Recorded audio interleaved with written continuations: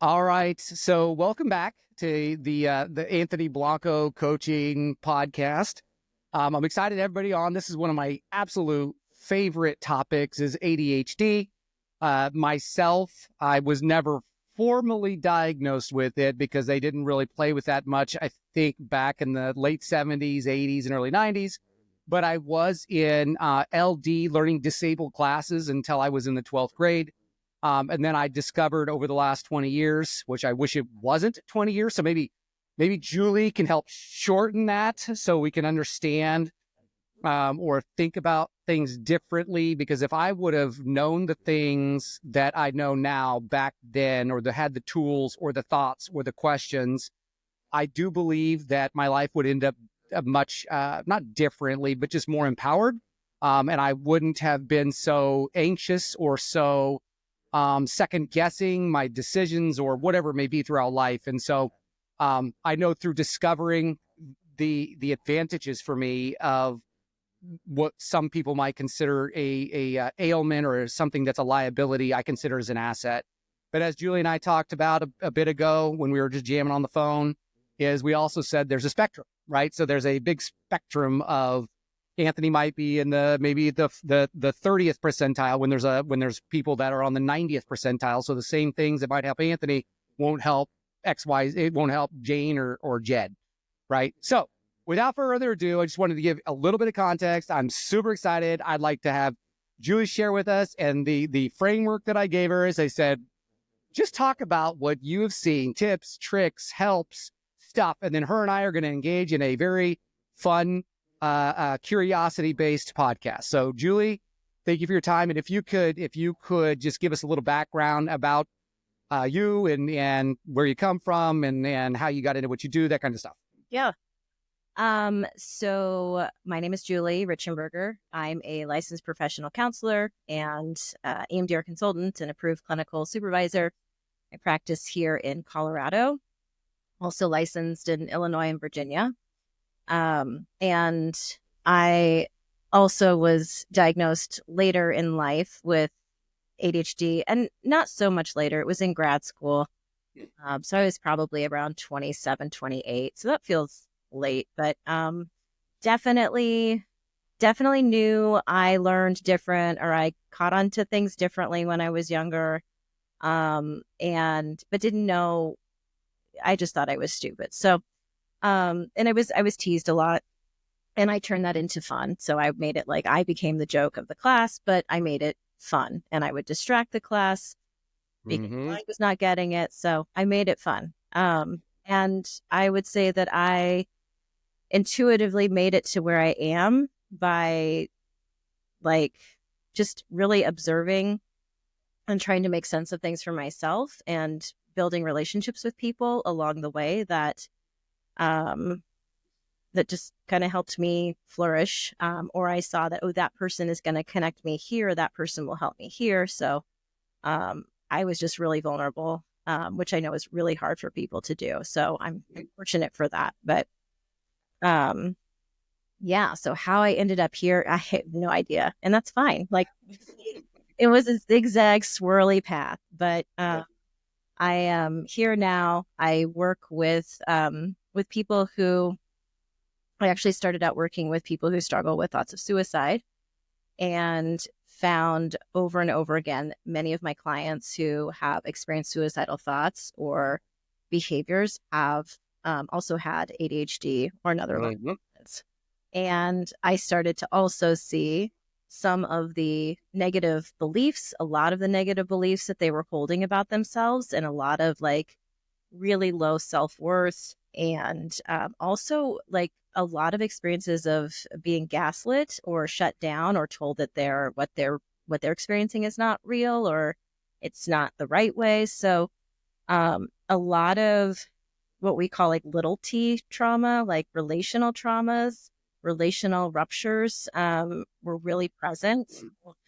I now have this like triangulation of people that come in. Like, that's not the right word. What's the right word? I don't know what the right word is, but I work with people that have just like this combination of a learning difference, lots of ADHD, some autism, lots of suicidality, and then just relational trauma. And which is why I actually got into EMDR training, which is a trauma therapy. Because I'm like, these people need more help. Like, it's not just about, oh, use this app or try this organizational tool. It is, they are really stuck in these beliefs that they have about themselves that have been so damaging. So, is that enough of a background, or? Yeah, that's enough. That's perfect. I like it. Yeah, but I just want to leave it right there because I feel like I'm talking too much already. No, you're good. I mean, just even with what you said, like I could dive into, I think that I have like 7 questions what you said. There you go. But I do want to say, like, if you were to, and I always do this, is I want to make sure that when I ask questions, they're effective and efficient for you. However, like sometimes I ask questions that may not be in the direction that you may have tools that I don't know to ask questions about. Okay. Right. So let's say, for example, I got a friend I'm talking to right now. And my friend, and oh, by the way, disclaimer, there is no diagnoses or treatment recommendations or anything happening during this call or Zoom or whatever this is, podcast. So do not take this stuff, take it as, that's interesting. I wonder how this applies to me, as opposed to a recommendation for treatment or anything like that. More of a discovery. Does that sound fair if I say the disclaimer like that? That sounds very fair. And I'd also just really like to emphasize that is how I like people to approach anything that they're learning about ADHD, or if I throw something at them or say, oh, this is something that someone has tried. That is the exact way that I'd like them to look at it. Like, how might this apply to me? Good. So I got a buddy I've been talking to for the last couple of weeks, and I've been sharing with him like my journey. So we've been talking about commonalities. And one of the funny, and I'm, because he kept on talking about how, like, he's like, oh, this is my ADHD, and this is how I'm thinking different, and this is what ends up happening, and this is how I get distracted.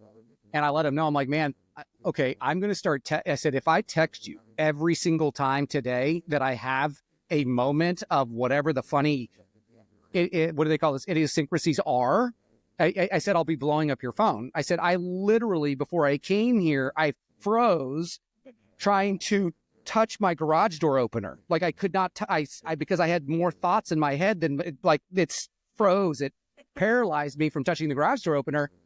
And so, like, I get it. I understand that stuff. I just don't live inside that identity, right? Those are things that I notice about me, but they're not wrong with me. They're just a part of me. Yeah. Right. So I'm okay with that. And so I told him, I was sharing this stuff. He's like, yeah, but I'm just so overwhelmed. And like, I can't even say what is a priority, or how do I map out a day, or how do I start with the end in mind? He goes, my head is so overwhelmed right now. And that's what he asked me. He's like, do you take medication? I said, I don't. It doesn't mean I shouldn't. I don't know, like, but I don't take medication. And he's like, I've been on this and this and this and this and this. So for somebody that's experiencing, and my guess is that you've heard and dealt with this before, people that say, I am so overwhelmed right now, I don't even know where to start. Yeah, that's one of the most common reasons people actually come to therapy is the overwhelm or not feeling motivated are the two things that I hear a lot. And they are overwhelmed, like so many people are. So there is just like like, it's important to validate that, because if you think about a person who, like your friend, it sounds like, in addition to whatever he has going on for the day, he's stimulated probably by everything going on around him as well, whether he's aware of it or not, the sounds, smells, things in the room. And depending on what his environment looks like or where he is, that has an impact for sure. If you have a messy space, that can definitely impact it, but it doesn't always impact it. But for somebody that's, saying that they're feeling overwhelmed, the hardest thing, but the first thing is to really try to help them to slow down. And that doesn't mean stop and sit and not move. Mm-hmm. It means like, how can we just start getting out all of the overwhelm, like just getting it all out, sorting it out, just seeing what is overwhelming, and just giving them a look at inside of their head. Sometimes it's looking at someone's calendar. You say you're overwhelmed, let's look at your calendar. Well, it makes sense that you're overwhelmed. You've got 75 things on your, calendar. There's no free space. So it's just really exploring the overwhelm. So when you say overwhelm, what does that mean? What What is does it? that look like? What does that look like? And Mhm. no, what is going on in your head? Let's write it out instead of just like, because a lot of times with overwhelm can come freeze. So a person Mhm. can have this freeze response where it's like just they can't even grab a thought. So it's just like starting with, okay, first one that comes out, and then they just kind of spew out a little bit. But Right. um, yeah, but I think it's absolutely a very common experience and a very frustrating experience, and can be a very paralyzing experience for some people. So tell me what, and then this is, so when I feel like I am overwhelmed, like I've got all these ideas, and people might say, well, I need to clear my head. And some people are like, well, I need to go take a walk to clear my head. Mm-hmm. For me, movement is thinking.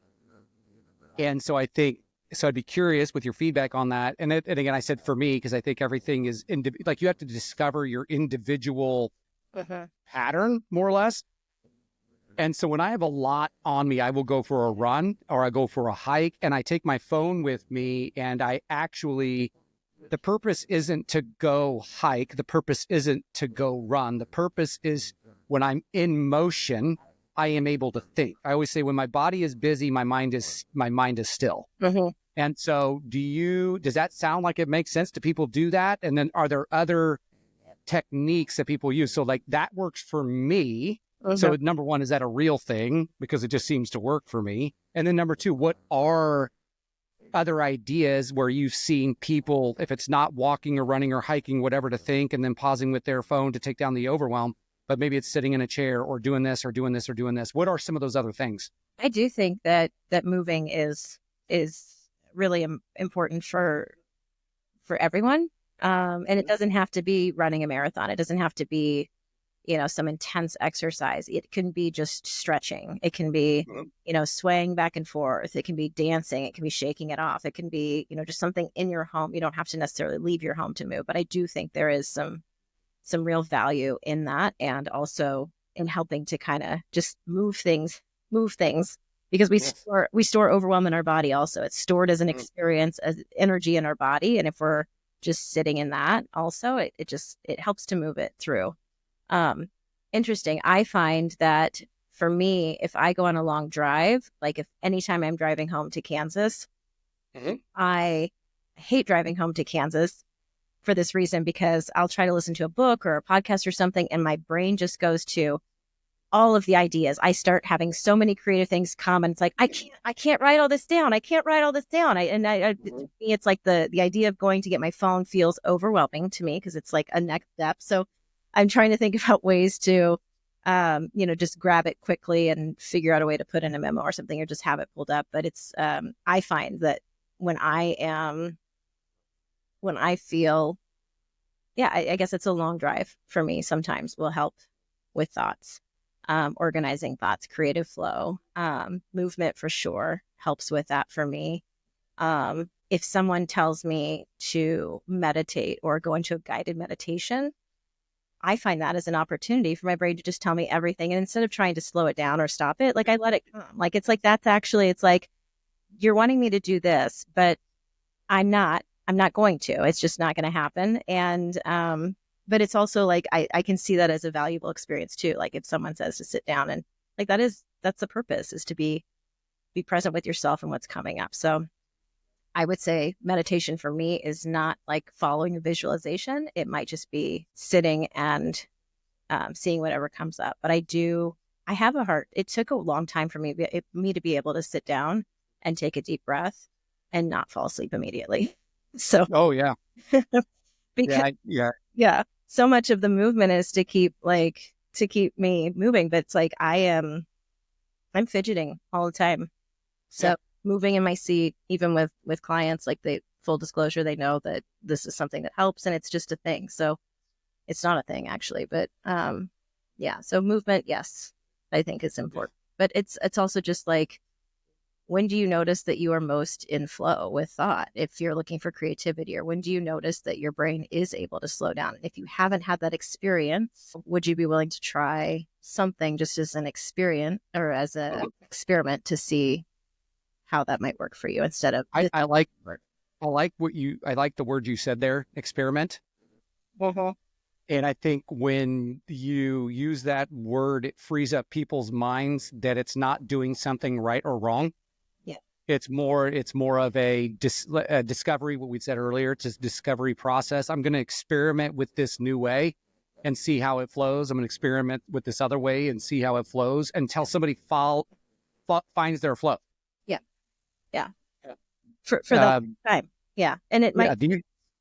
And do you see people because of their past that it's hard for them to discover their flow or their discovery because of a fear of judgment, because of what I'm doing is either right or wrong, because that's almost the way that a lot of us have been ingrained since we were a kid. Something's either right or wrong. It's not a discovery of flow and how I operate in this world.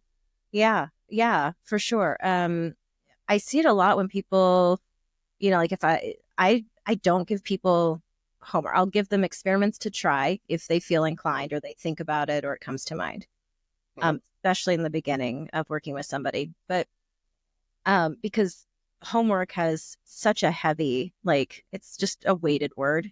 And also, if you give someone homework and they go home and they don't do it, they come back, they have this experience of, oh, I didn't do it, and it's not about not doing it. It's like you're giving people something to do, adding something to their list of things without having an understanding of how they work, what's going on for them. And they don't have a full understanding of what's going on for them. And you can give them a homework assignment and say, okay, why didn't that work? What worked, what didn't work, what might help you.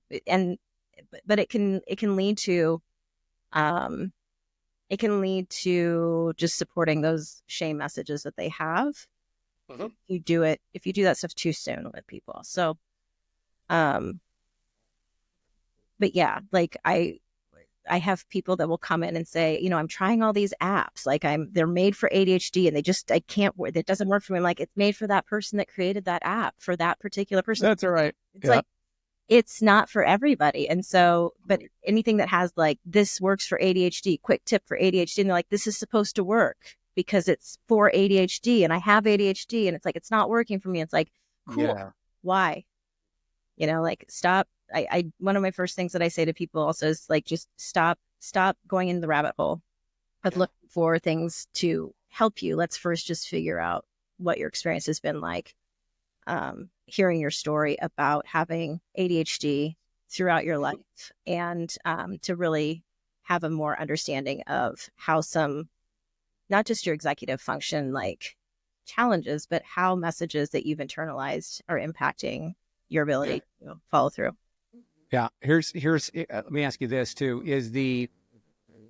from what I've read, and this doesn't mean that it's right, but I'd be curious about your feedback. From what I've read is roughly, let's say 10% of people have ADHD, maybe recognized ADHD symptoms, because there might be, again, like a spectrum, like you and I discussed, let's say recognized ADHD systems.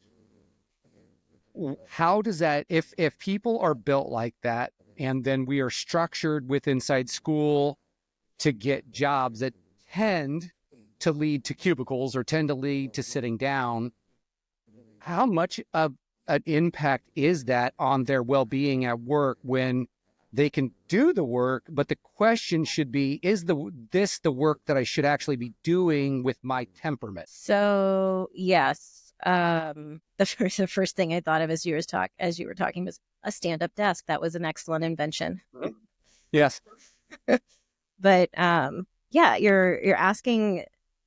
I mean, we're asking people who just learn non-linearly to sit in a linear and be in a linear world. And the impact is, it's different for everybody. Some people can do it if they really love their work. They can hyper focus and get in, and they can get lost in it. Yeah. And for a lot of people and other people, it's, the experience is different, where they struggle with, organization, filing things, getting to work on time, not being distracted by other people. There's just having flashbacks to me working at the health department. I would walk around to everyone's cubicle and just start stretching in front of them and what are you guys doing? As I'm stretching out, because I just right.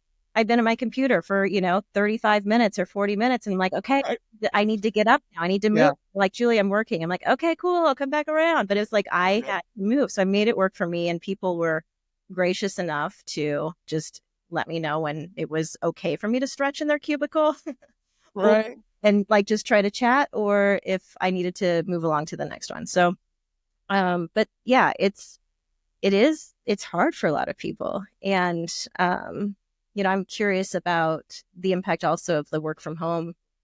Like I think that has an impact too. Like, where's the accountability for some people? They really need accountability. For other people, yeah, it's really is different for everybody. But It's interesting. I had a friend of mine send me a podcast that I listened to.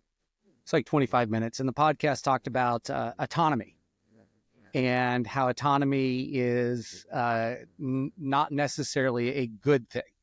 And so I sent him back like an 8-page text about how autonomy for me is a must, because I do get hyper focused and I'm a hyper learner, and I do things that are abstract, which I'll probably buy my own T-shirt. My team is the team of Divergent, just very different in the way that I approach things. And inside of a linear world, like I would tell people, like, I don't, not that I'm mean, but I would joke and say I don't play well with others in regards to just really, I beat to my own drummer, but me working at home empowers me to actually be like 4 times more productive because I don't have all the distractions of everybody else around me.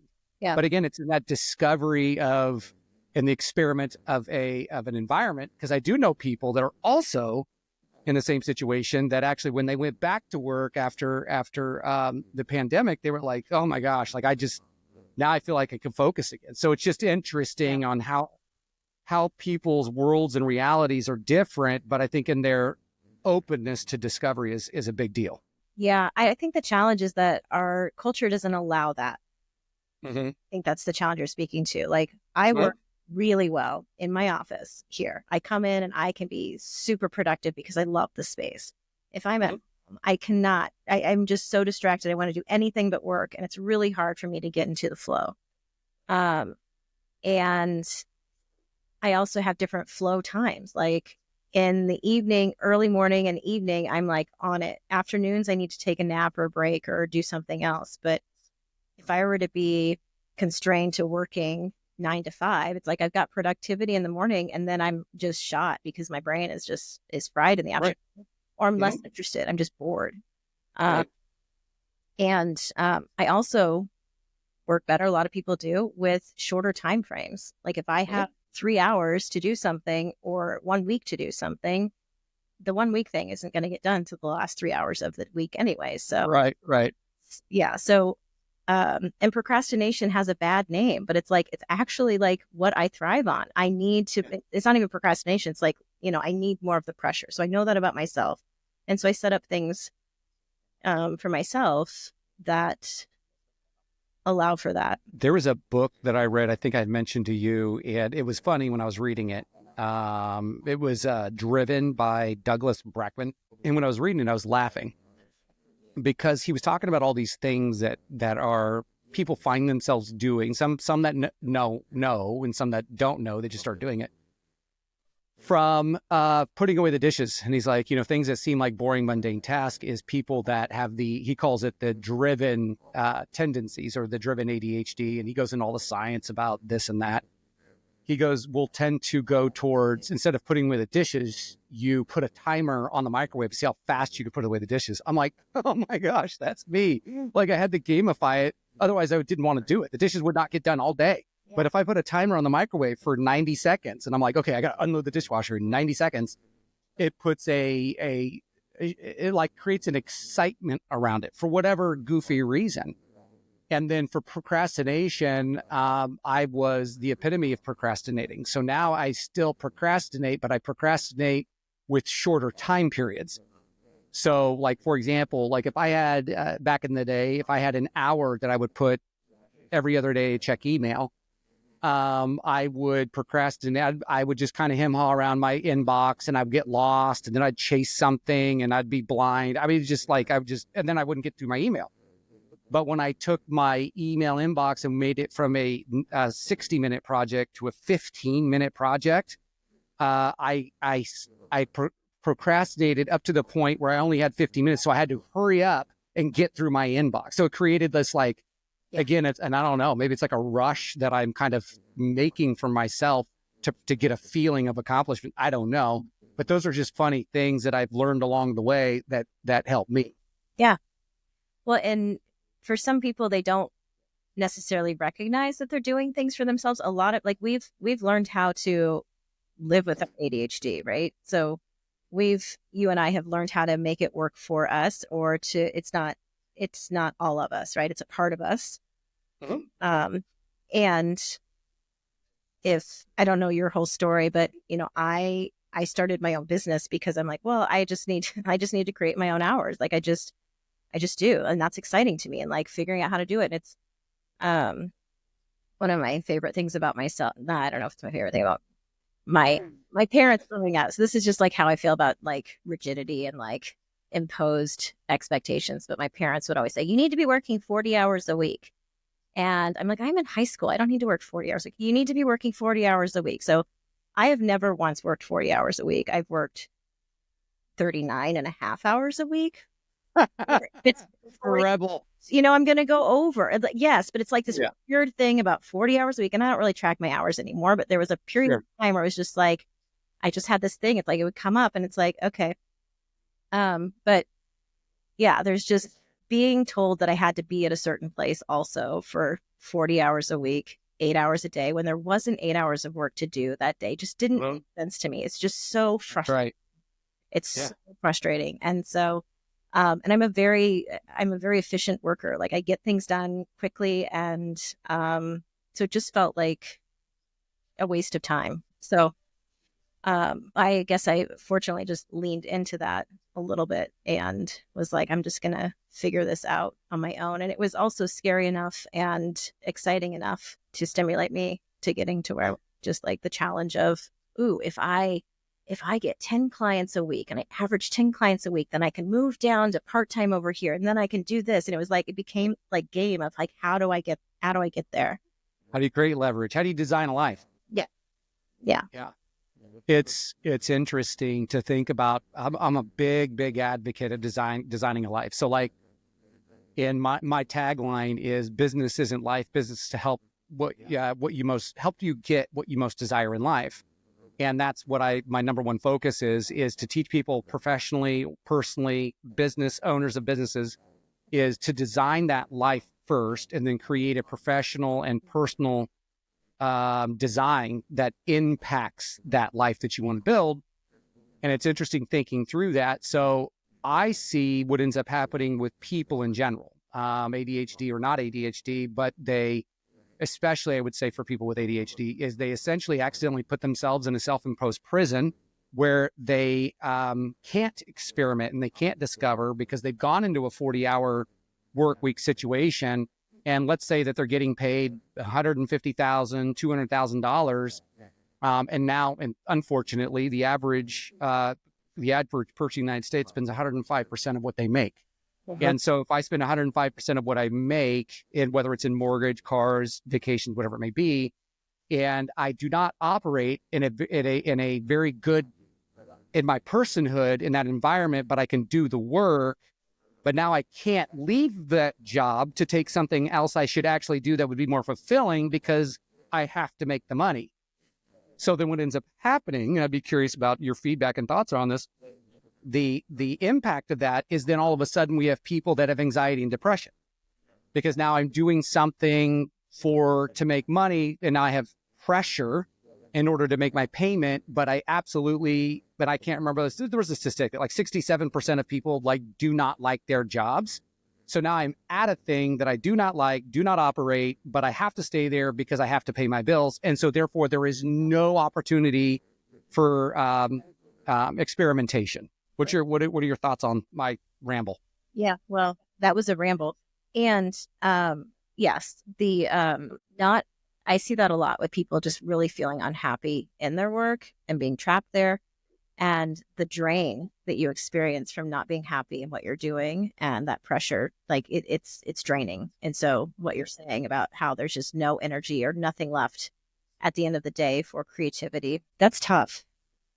That is really tough. I and depending on like what type of work you're doing, what company you work for, like some people do have the privilege of being able to take time off, like FMLA, like doing like a few months. I've had a couple of clients take 2-3 months off from their job, which was they were paid for those 3 months, and they were able to do some exploratory like work with me, using different modalities and doing stuff on their own as well. But then like really created the space for themselves for that creativity to flow. Creativity and does not, it does not, it's smothered in exhaustion. So you don't actually experience creativity when you're exhausted. It's more challenging to experience that. That's a tough one. I don't really know the answer for that. I think it's like for each person, it's like, how can we navigate that? How can we give you some more space? How can you create separation for yourself from work and the energy that's there? Is it an environment where, you're not enjoying the people that you're working with, or your boss is not, kind, or, it's a thing. It is a thing. And then that goes into the exploration. It's Right. like to ask all those questions. And Right. that's what I want for people. I want for people to go into to ask those questions for the first time. I had somebody ask me the other day, they said, is it possible, does it even make sense that I feel like I'm not even midlife yet, but I'm getting close to midlife, but I'm having like a midlife crisis. I said, so he's asking himself all these questions. Yeah. And I said, I would not be worried about asking these questions now. I would be worried about asking these questions when you're 75. Right. Right. So for right now, when you can do, and I heard this on a podcast, this person said, she said, I'm building my 2.0. And I'm like, yes, it's the next version of the best me. Right. It's not the okay, well, everything is down from here, Yeah. And I think it's cool. Yeah. It's also not dismissing who you are and saying, I'm reinventing myself or starting over. It's like, no, I'm just enhancing who I am and growing into that further. But, yeah, I got lost. So I'm just going to name it. Got lost there. I do that. Well, that's perfect, because that's what we do. Because what ends up happening is we have like 8 thoughts at the same time. And then I heard a quote once. If you try to catch 2 rabbits, you catch neither. Yeah. Right. And that's our heads. That's our minds. Sometimes is all of a sudden we have 8 thoughts and we're like, poof, they're all okay. Well, yeah. I'm just really excited about so many things that you were saying. I'm like, done. Yeah. Blank. Oh, I appreciate you just being so real about this, because this is our life, right? And so, and people will tell me like how bad they feel, or they wallow in their uniqueness. But I see it as uniqueness, and that I like how you just said that. You said, I'm just going to name it. There it is. That's it. But you accept it. You don't go into a self-deprecating. This is what's wrong with me. This is my problem. Yeah. And for a lot of people, that's possible. But for many people, it's not, because they're so smothered by these messages that they have about themselves. And they're, whatever their environment is, or the relationships that they continue to be in, or they're drawn to, or just decisions that they've made, or maybe the support that they didn't get, or maybe the support they did get wasn't the right support, but they were told this is what you need. And it's like, this is what I need, but it doesn't work for me. Right.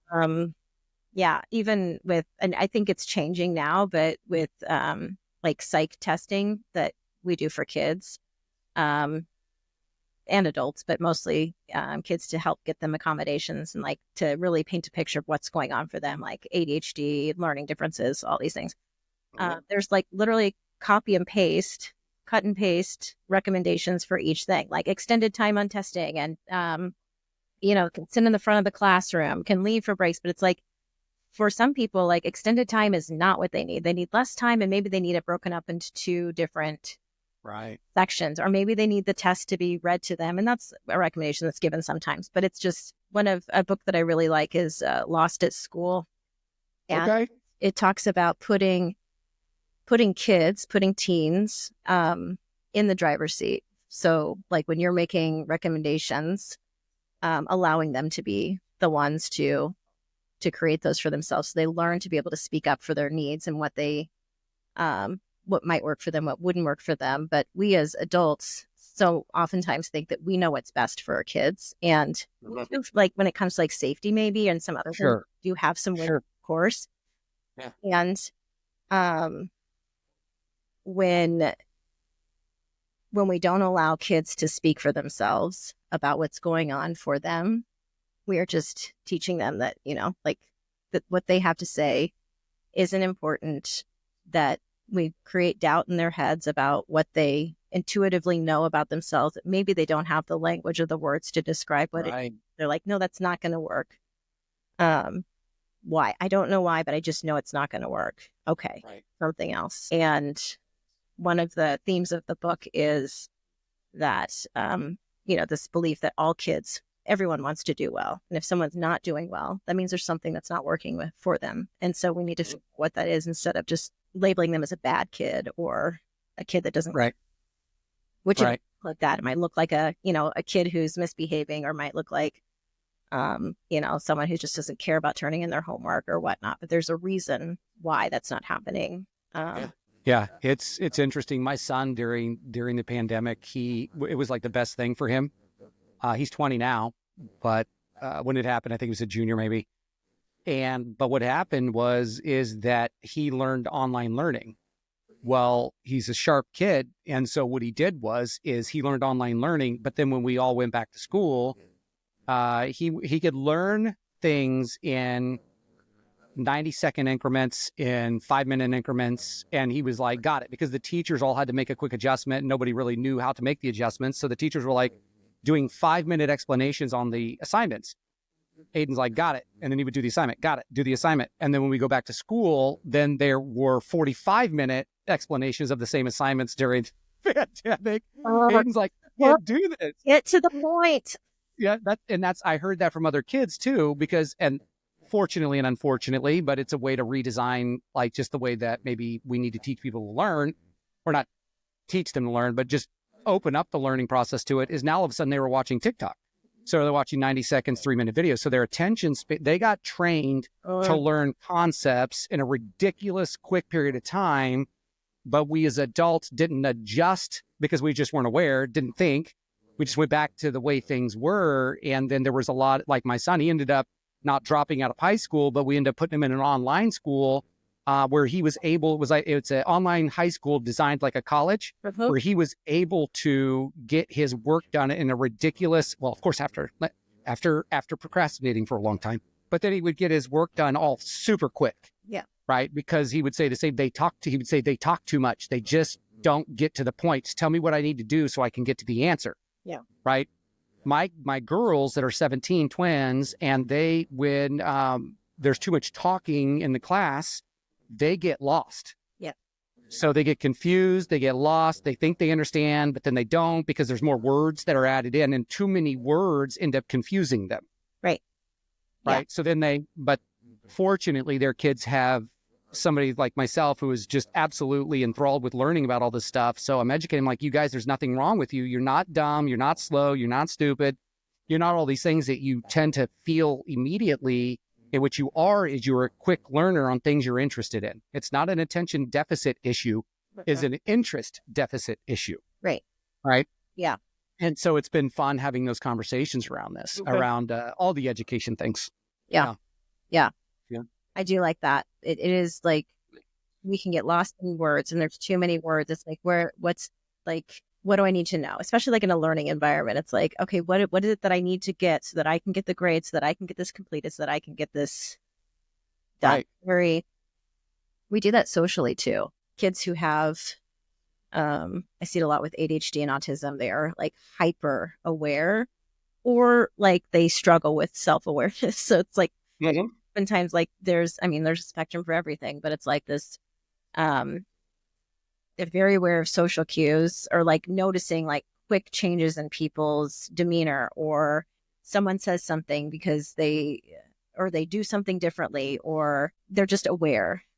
And when they call it out, or they say, hey, is everything okay? And they're told, yes, we're fine. But you're noticing no, actually, I'm noticing like your behavior changed there. Like you did. I mean, they might not say all this, but it's like, what they notice is like, oh, mom's tone changed, or dad's face looks different, or my friends are, shifting in this way this time, and they're told not true.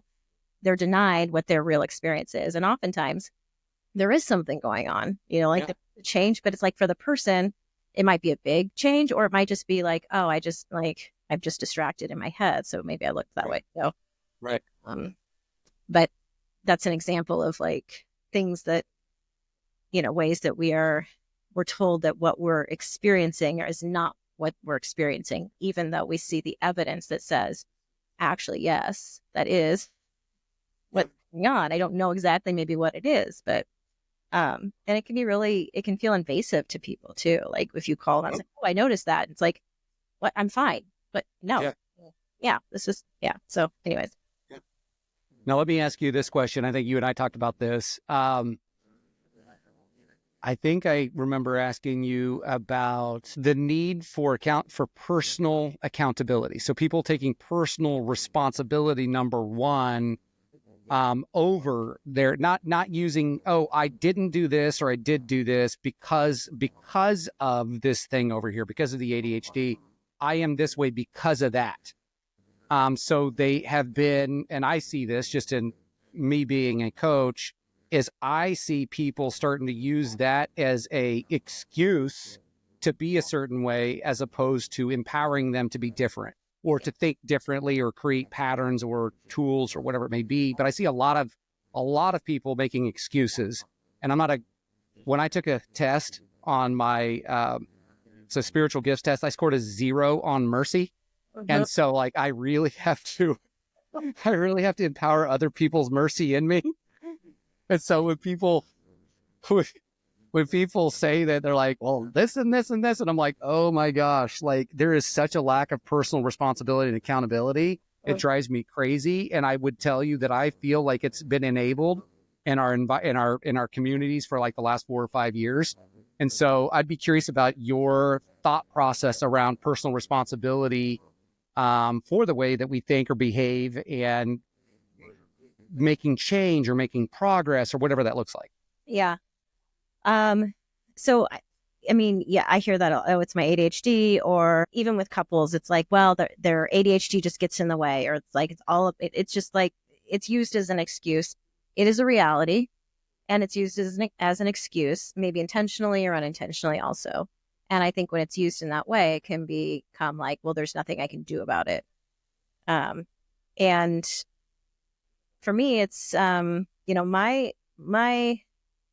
agenda, I guess, which is my approach to working with people with ADHD, is helping them to break down what that means. Like when you say, oh, that's my ADHD, what does that mean? What do you mean? Define it. Yes. Define it for me. Yeah. Because that doesn't mean anything to me.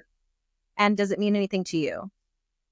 What is the meaning of it to you? Is it just that you don't want to face it, and so it's an avoidance tactic? Or is it it's just whatever it is? So Dr. Dodson had, I don't know if it comes from him, but we had a shared client in the past. He's the guy that came up with the rejection sensitivity dysphoria term. And he sent his client over to me with an owner's manual. And I loved this idea. And I don't know if he created it or who created it, but I like to help people come up with an owner's manual. So if you say, I have ADHD, cool. What does that mean? I want to know like your experience of it as a kid, as an adolescent, as now, how it shows up in your relationships, what your challenges are.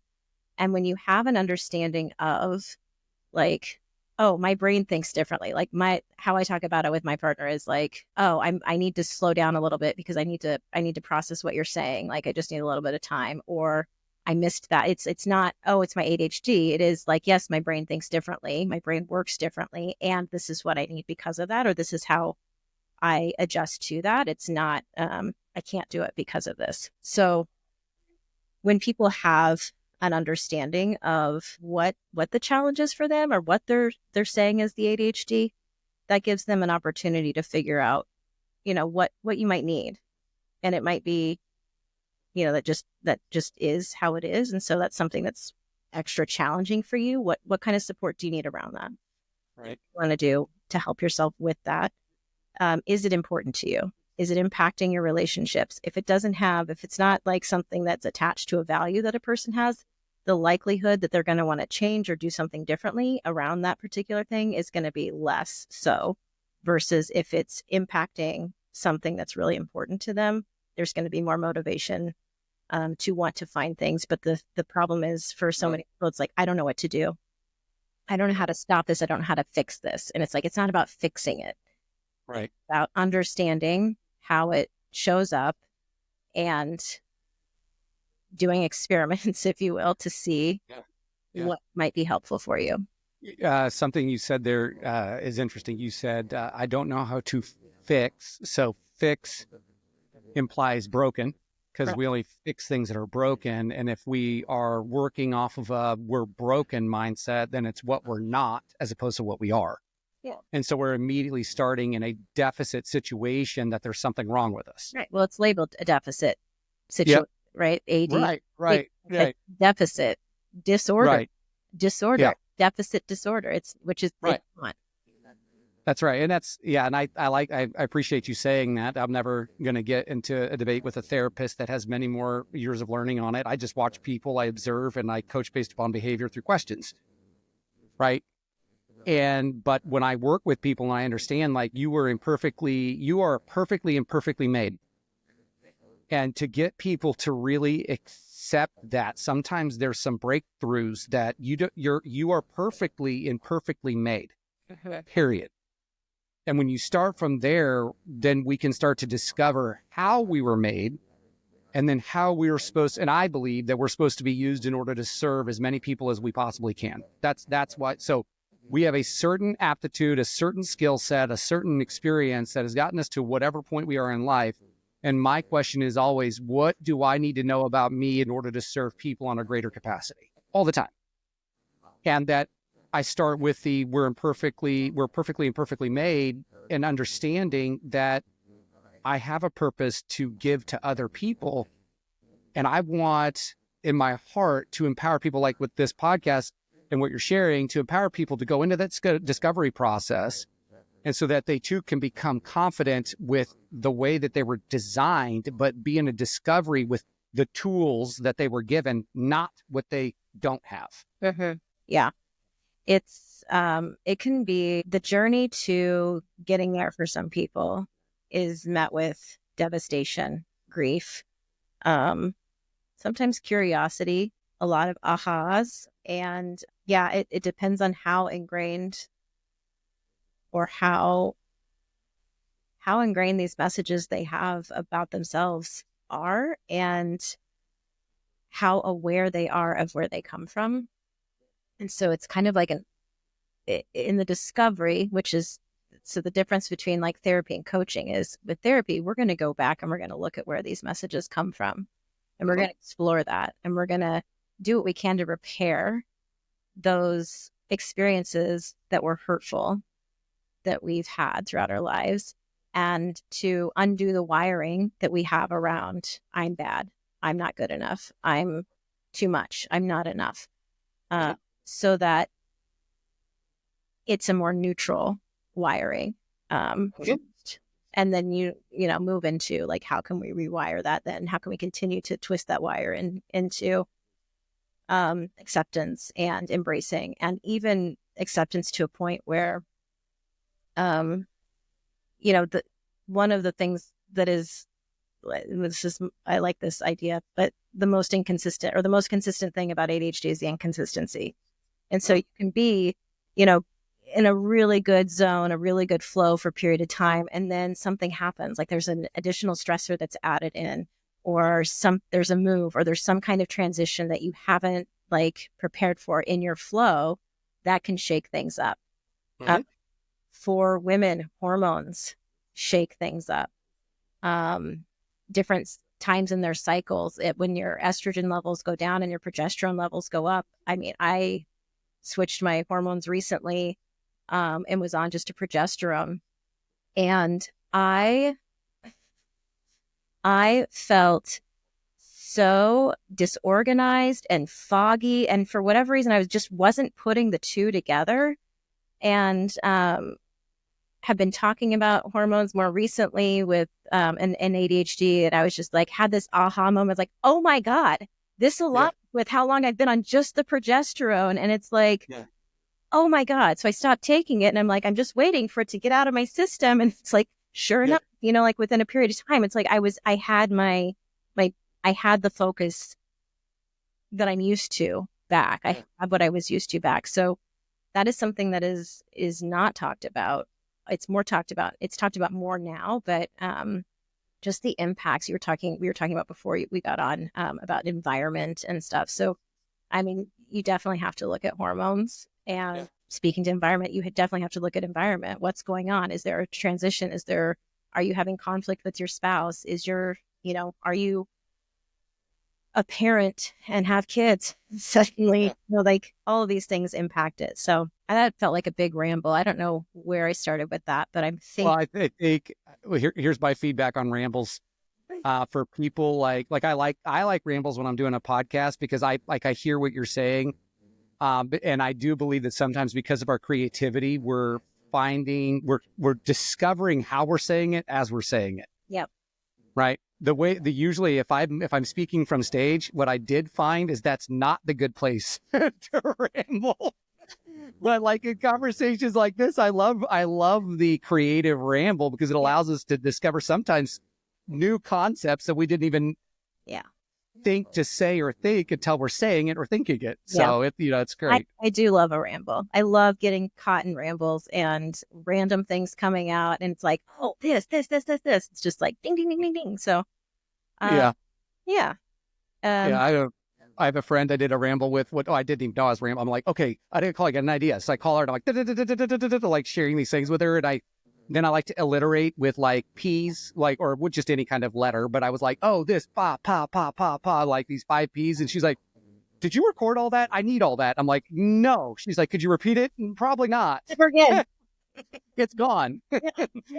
Yeah. Nugget that will never be available again. Yeah. Yeah. Well, I got another question, but then we'll wrap it up. I find that this is a non-scientific study. This is Anthony Blanco's observation.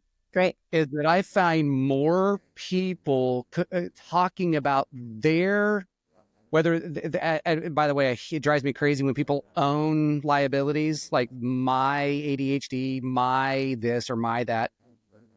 But I find more and more people saying they have ADHD than actual scientific studies report that say that's in the population, like a high number. Like if I were to do Blanco observation math, I would say 60 to 70% of the people that I have random conversations with will say, oh, this is my ADHD. And I'm thinking in my head each time they say it, I'm like, maybe, but that's not statistically over a period of time what is true.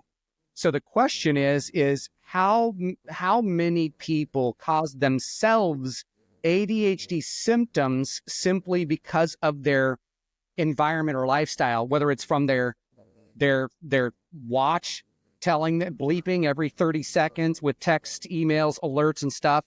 I'd be curious about your feedback on that. Like how many people are actually identifying themselves of ADHD and even reporting it to their maybe doctors or therapists that actually really don't have it if they were to get rid of some of the things that cause the symptoms? I don't know. Because I don't know. I think it's, I've heard that it's underreported in research. I've heard that it's overreported in research. I do think that I do think there are more people that think differently than how we're taught, definitely in the world. So that's one thing. But as far as like the distractibility, the things that people get caught up in, yeah, it's hard to know. I think we can all, like when we talk about wiring the brain, like we are wiring our brains all the time. So if you are in an environment where you're setting yourself up with all these distractions and you're getting distracted, I don't know. I'm thinking about someone with true ADHD would be challenged regardless, and might be really pulled into hyper focus, which would, this is just not going anywhere. Because I'm really thinking about it. Yeah. And I don't want to really think about it. I just want to feel it. But I think I don't know. I don't know. And that's why it's, for me, it's like I have a lot of people that come in and it's like across the board with therapy. Like they watch a video on TikTok and they're like, oh, I have this diagnosis. Or I've seen it here and this is what I have. And so for me, it's like, you can use the label if you want to, but I don't really care about your label. I want to know what the experience is for you. I do think a lot of people are drawn to having something to say, this is why, and that's important to them. So the reason I am distracted is because I have ADHD. I think it's the same with like OCD. People will say, oh, it's my OCD, or it's not OCD if you just wash your hands a lot, if you're like looking and things need to be in a certain order. That's not OCD. OCD is a debilitating experience for people. And same with ADHD. It is a debilitating experience for people who are not, getting the support or supporting their needs. So, I don't know. I think people overuse it for sure. And I think people underuse it for sure. Yeah. I like to think what you were just talking about is when somebody, number one, I don't ever offer my projection or coaching unless I'm asked. So like if people just start telling me things, I just like, okay, all right. But if they ask for my feedback on things, then I'll ask questions. I don't actually ever say things. So I might ask a question. So tell me, I think maybe a lot of what you're already doing, probably what you do with your people, I'm just in discovery, like tell me when it normally occurs. Describe to me what your environment, describe to me what you do for exercise. Describe to me, your phone and your watch, are they connected? Do you have alerts? So I just want to know what those things are. And because they might be, but they might not be, but it doesn't matter. What matters is that we get people to a point of behavior of success and belief. Well, if that's their agenda. Yeah. But yeah, I mean, if their agenda is not success, Tony Robbins defined success of living in a fulfillment. Right. Yeah. Right. And so my objective with everybody is to help them create a unlocked, unleashed, and undeniable life with creating fulfillment in what they do. What I would argue is that so many people they've bought a reality. No, not that they didn't know they were buying it, but just because we were raised in it. Yeah. So we were raised and bought a reality that may not suit our best fulfillment. And so asking questions to get them to discover a different way to think about life. That's the number one thing, is just helping, for me, is always to create awareness and to think differently about how they think. Yeah. I love, I ask all those questions, and I'm really curious about the impact of all of those things on their life. So how does exercise impact your life? How does this thing impact their life? If they say they're doing something that they don't want to do anymore, well, what's the impact it has on your life? Well, it doesn't have an impact on your life. Okay. So why do you want to change that? Well, because I should. Okay. Why? Well, because this is how they do it. Right. Okay. So cool.